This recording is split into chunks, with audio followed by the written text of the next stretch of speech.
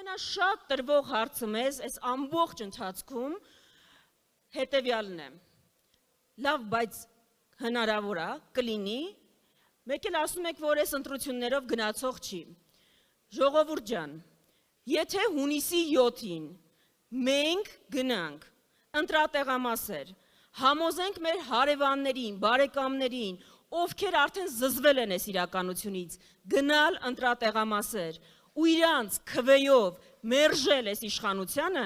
այս իշխանությունը գնալուց բացի այլ տարբերակ չի ունենալու, հնարավորություն չի ունենալու մնալու, ու այդ գործում իրան ոչ Թրամփը, ոչ Ալիևը, ոչ Էրդողանը չեն կարողանալու օգնել, դուք եք ձեր քվեով որոշում, ով է Հայաստանում լինելու իշխանություն։ Ուզում եմ շատ լավ պատկերացնենք այս մասնակցության կարևորությունը։ Այո, վախով, վարչական ռեսուրսով, ինքը ունի մի զանգված, որին մոբիլիզացնում է 100%-ով ու իրենք գնում են ընտրության, իրանց տեսակետը ասում են, եթե մենք քիչ ենք գնում 50%-ից, այդ զանգվածը լինում է մեծամասնություն ու որոշում է մեր ճակատագիրը։ Մենք շատ պարզ բան ենք ասում, եկեք այնպես անենք, որ այս երկրում փոքրամասնություն կազմող հատվածը, մեր արժեքներին հակառակ հատվածը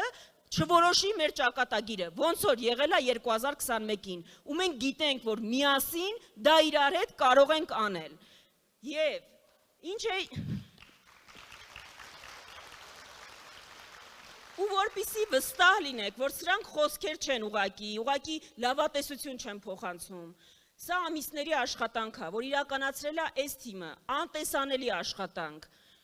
Ու ինչ է արել։ Միակ թիմն է Հայաստան դաշինքը, որ բոլոր 2000 տեղամասում ունի վստահված անձինք, ունի հանձնաժողովի անդամներ, ստեղծել է համակարգ, առցանց կերպով բոլոր ընտրախախտումների մասին տեղեկանալու համար, վերահսկելու համար, այսինքն դուք գնալու եք քվեարկեք, մենք տեր ենք կանգնելու ձեր ձայներին ու դրանով բերելու ենք փոփոխություն, որևէ ձեր ձայն չի կորելու, ապարդյուն չի գնալու։ Եվ մի հատ էլ կարևոր բան այս կոնտեքստում, գիտեմ մեզ շատ են ասում, որ վախեցնում են մարդկանց, ասում են ընտրությունները գաղտնի չի, կարող են տեսնել դուք ում եք քվեարկել, ում չեք քվեարկել։ Սիրելի հայրենակիցներ, որևէ տարբերակ ձեր ընտրությունը ստուգելու, տեսնելու դուք ում եք քվեարկել, ում եք մերժել, ում եք ընտրել, ուղղակի գոյություն չունի։ Դա անում են ձեզ վախեցնելու համար։ Դուք քվեախցիկում մենակ եք ու դուք ձեր խղճով ու մտքով եք որոշում ձեր ընտրությունը։ Դա ոչ ոք չի կարող ստուգել։ Դրա համար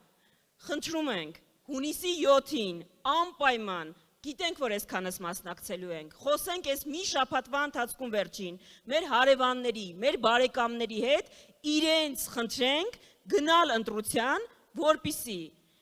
ժողովուրդ, այս 8 տարիներին, ինչ իրենք արել են մեր հետ, ինչ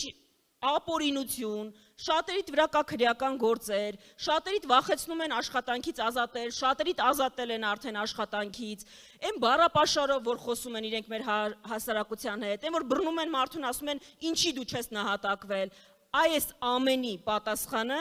բոլորով տանք հունիսի 7-ին։ Եվ ավարտելով, մենք չենք կարող